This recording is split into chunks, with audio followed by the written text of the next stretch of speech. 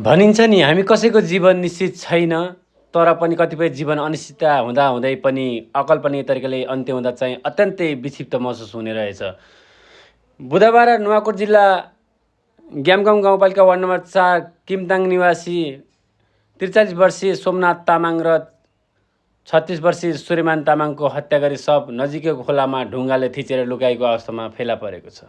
नुवाकोटको यो दुःखद घटनाले अत्यन्तै भावविल बनाएको छ, जुन कि दुईजना दाजुभाइलाई यसरी मारेर खोलाको नजिक लै ढुङ्गाले थिचेर राखिएको छ र मृतकप्रति हार्दिक श्रद्धाञ्जली, परिवर्तनमा धैर्य धारण गर्ने शक्ति मिलोस्। हाम्रो समाज कता जाँदैछ, अब यताउता हिँड्न पनि डर मान्ने भइसक्यो साथीहरू।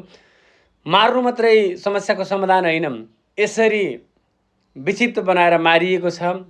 ती परिवारमा कस्तो भएको होला, परिवारमा धैर्य धारण गर्ने शक्ति मिलोस् र त्यो अपराधीलाई जतिसक्दो चाँडो कानुनी कठघरामा ल्याई आजीवन जेल सजाय होस्।